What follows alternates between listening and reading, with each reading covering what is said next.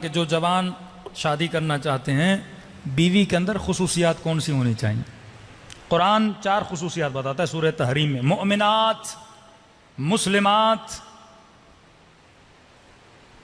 تائبات، قانتات، تائبات، عابدات، سانحات.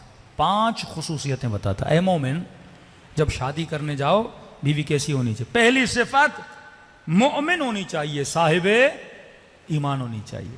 دوسری صفت مسلمات. اب مومن اور مسلم میں فرق ہے. مومن ایمان، علی بن طالب پر ایمان ہے، رسول خدا پر ایمان ہے، ہاں، لیکن مسلم ہے کہ نہیں؟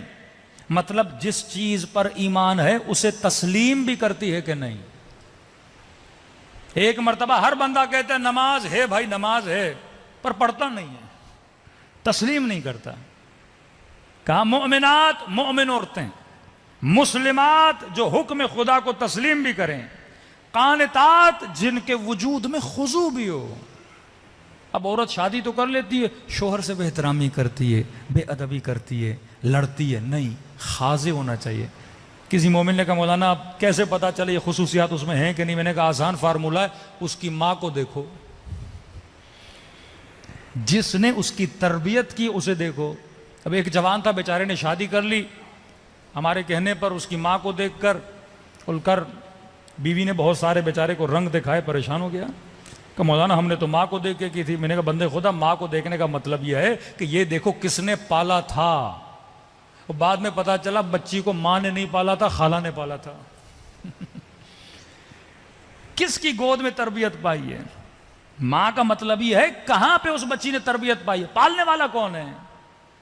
کیونکہ اس کے اندر پالنے والے کی صفات پائی جاتی ہیں. علی کو مصطفیٰ نے پالا تھا، مصطفیٰ کو ابو طالب نے پالا تھا.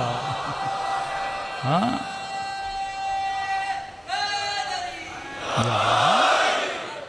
پالنے والے کی،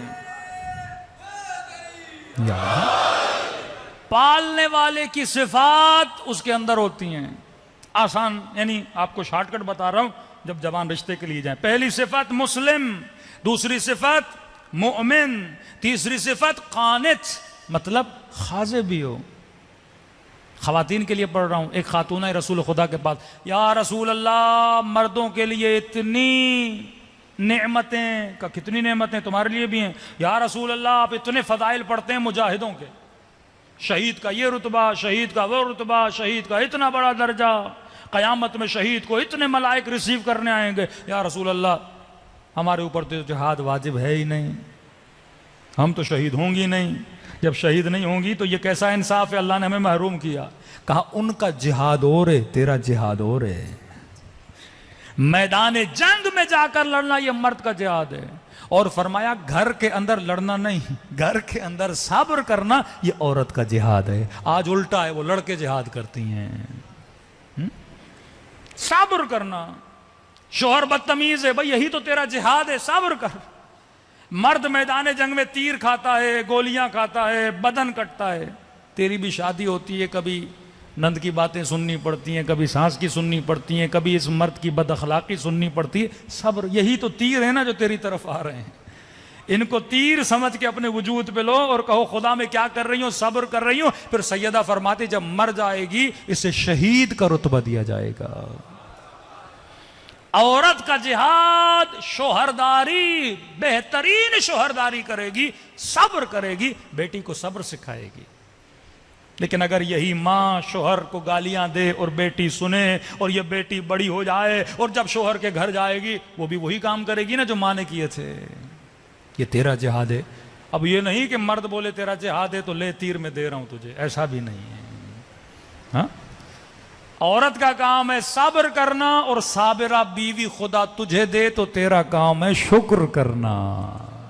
ہاں، ایمان کے 2 پر ہیں نا، ایک صبر کا پر، ایک شکر کا پر. صبر کر. ایک جگہ ہمارے استاد مجلس پڑھنے گئے، مجلس پڑھی، بھائی ایک مجتہد تھے، اس کی بیوی بڑی بدتمیز تھی، لوگوں کے سامنے بدتمیزی کی. اس کے بھائی نے بڑی غیرت کی کہ تو بڑا عجیب شوہر ہے، میری بیوی ہوتی میں طلاق دے دیتا، تجھے تو غصہ بھی نہیں آتا؟ جائز غصہ، ناجائز غصہ. کبھی کبھی آپ کو غصہ آتا ہے، اگلے کو نہیں آتا. اس نے کہا دیکھ تیری فکر اور ہے، میری فکر اور ہے. تجھے غصہ آتا ہے تو اپنی انسلٹ مانتا ہے، مجھے غصہ اس لیے نہیں آتا کیونکہ میں نے علی کا فرمان پڑھا ہے کہ اگر بیوی بہترامی کرے تو مرد کیا کرے؟ صبر کرے. صبر ایمان کا آدھا حصہ ہے. تو وہ جو کر رہی ہے کرے، لیکن میں اپنے لیے کیا بنا رہا ہوں؟ جنت بنا رہا ہوں. تو مولانا کہتے ہیں مجلس پڑھ کے اترے، افریقہ میں پڑھ رہے تھے، تو ایک خوج مومن آئے. انہوں نے کہا مولانا صاحب میں کیا کروں، میری بیوی تو بڑی نیک ہے، ہاں مجھ سے تو بدتمیزی کرتی نہیں ہے، تو میں یہ ثواب کیسے کماؤں؟ ہاں اب بھائی ثواب کمانے کے لیے کسی کا گندا ہونا ضروری نہیں ہے. تو مولانا نے کہا کہ دیکھو اس کی بیوی بدتمیز تھی تو ایمان کا آدھا حصہ صبر ہے، تیری بیوی اچھی ہے، ایمان کا آدھا حصہ شکر ہے. ہاں ہر حال میں اللہ کا کیا ادا کیا کر، یا صبر ہے یا شکر ہے، دونوں پر تیرے پاس ہیں.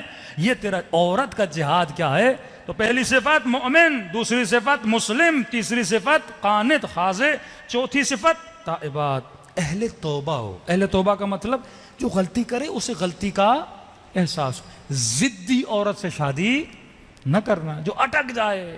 ہاں غلطی کی ہے بندہ، غلطی پہ صبر کرے. عابدات، جو اللہ کی عابدہ عورت ہو، نمازی ہو، متقی ہو، پرہیزگار ہو، اہل مصلی ہو، اہل ذکر پروردگار عالم ہو. کیونکہ شکم میں 9 مہینہ اس نے ایک بچے کو پالنا ہے. اب شکم میں بچہ ہے، اگر یہ عابد نہیں ہوگی، عبادت نہیں کرے گی، بچے پہ اثر کیسے پڑے گا؟ تاریخ انسانیت کا آج کے زمانے کا سب سے چھوٹا حافظ قرآن محمد حسین طباطبائی، جس نے 4 سال میں پورا قرآن حفظ کیا. تو یہ کمال کس کا تھا؟